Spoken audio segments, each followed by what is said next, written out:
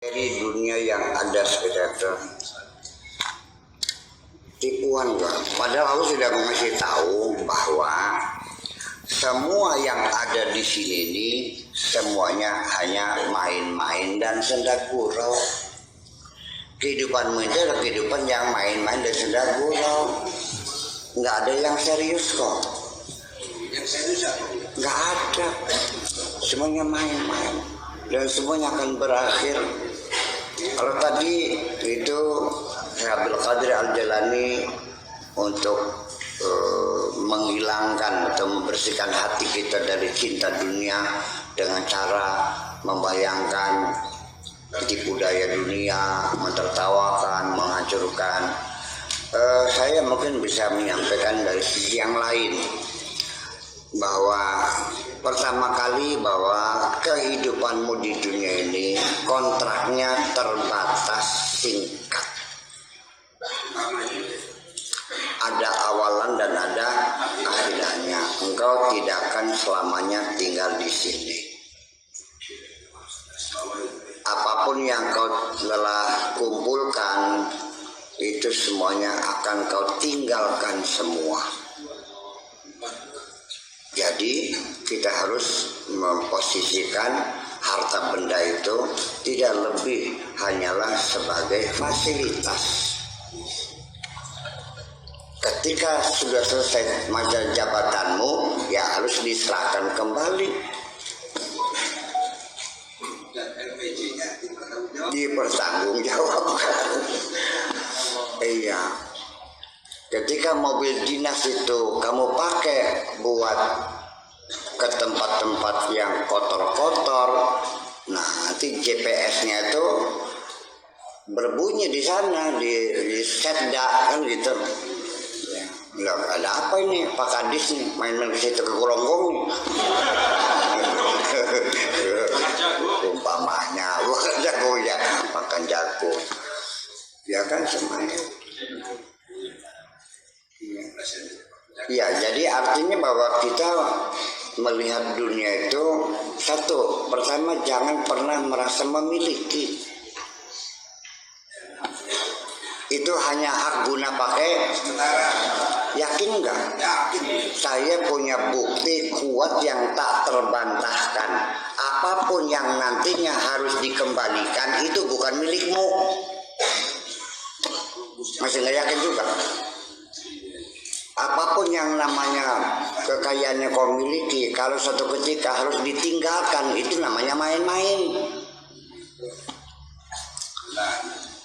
Iya. Dan semuanya akan dipertanggungjawabkan. Iya. Inventaris itu adalah sebagai bentuk fasilitas-fasilitas untuk memudahkan kerja pejabat. Bukan menyalahgunakan jabatan.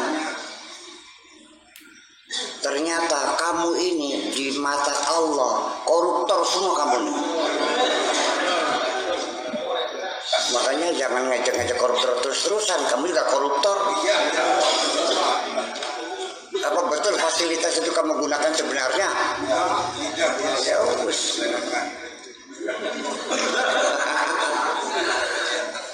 Wahai koruptor-koruptor yang ada di ruangan sini. Yuk kita bertobat sekarang. Ya, gunakanlah fasilitas itu dengan baik. Yang sifatnya menunjang.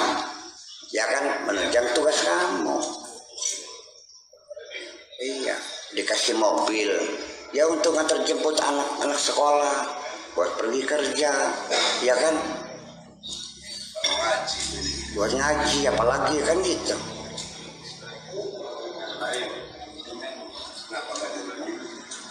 Nih, fasilitas yang ada di dalam jasadmu itu luar biasa. Harganya tak ternilai. Kecanggihannya lebih canggih dari alam semesta yang ada dalam dirimu itu. Dan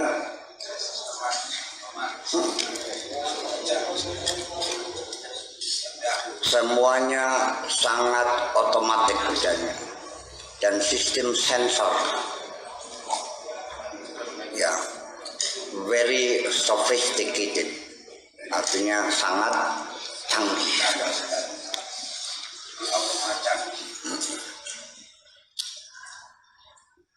Pertamina itu kalau lihat di Balongan tuh kabel-kabel pipa malang melintang puluhan ribu, wah rumet kelihatannya. Mesin giling dalam perutmu 1 juta kali Pertamina, lebih mungkin miliaran kali rumitnya itu. Iya. Pertamina menghasilkan apa? Solar, bensin, plastik, ya apalagi? Ya, propelin, aspal, 10 lah. Gilingan perutmu menghasilkan bermiliar-miliar item.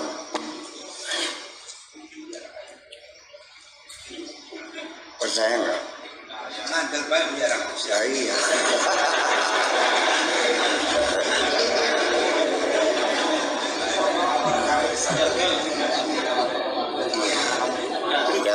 Dan semuanya itu otomatis. Iya, dengan sendirinya.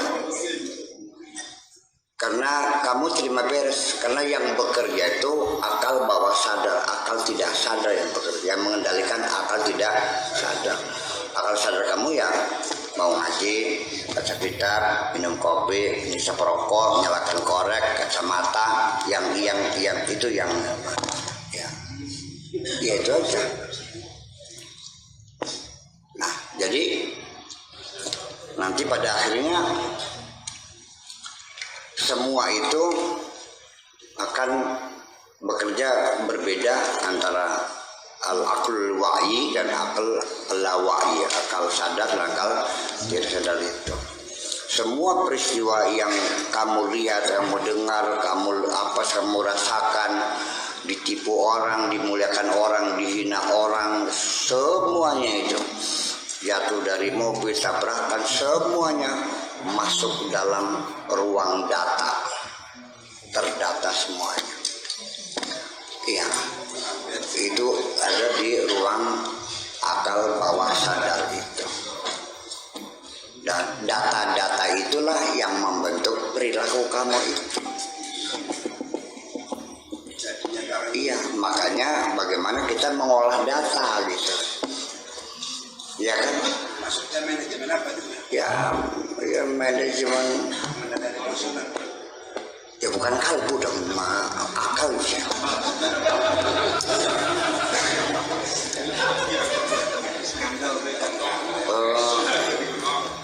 Ya hati lain lagi itu akal bawah sadar. Jadi seseorang itu kenapa kok sikapnya selalu penuh curiga? Ya karena dia dalam hidupnya terlalu sering ditipu orang. Iya kan? Iya dong. Itu data-data itulah yang membentuk perilaku, sikap pribadi kamu. Kepribadian kamu dibentuk itu. Kenapa kok jadi orang penakut? Kenapa minder? Kenapa orang jadi penyedih, temurung? Kenapa jadi gegabah? Kenapa jadi rapuh hatinya? Ya kan begitu. Oh rapuh hatinya, kok segitu aja udah nangis. Ya soalnya dulunya anak mama. Disayang-sayang, ditimang-timang, apa maunya diturutin semuanya. Anak mama dulunya. Iya, begitu mondok di tadang pinggan, dilarang pakai HP, bawa HP dirampas, nangis, pulang buka sudah. Iya. Iya. Jadi gimana? Dan itu kan terjadi kan di luar keinginan kita. Nah makanya kita sendiri juga harus punya teknik pengelolaan data sendiri. Iya dong, dipilah-pilah master filingnya disimpan gitu. Itu yang kadang-kadang yang sering terjadi itu di luar keinginan kita dan tidak pernah kita panggil, memori itu akhirnya mereproduksi sendiri. Iya.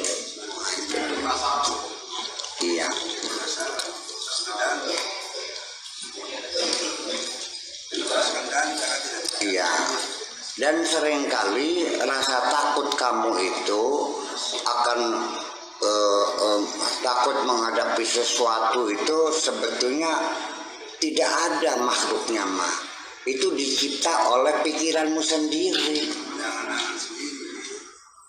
Iya. Iya. Nah, bagaimana kita mengelola hati ini? Al-Quran penuh dengan petunjuk tapi lewat.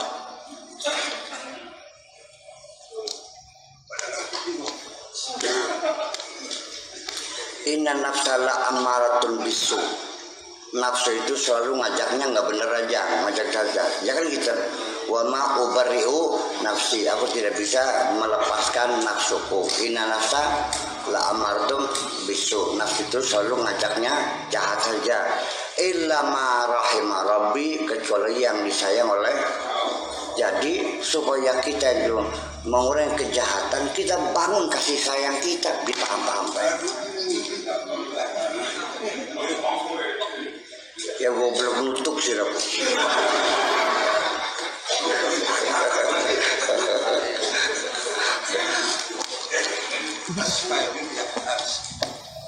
Ya karena bagaimanapun juga untuk menghilangkan kegelisahan kejahatan yang muncul, kita harus sering melatih diri kita berbuat baik, menolong orang lain dong.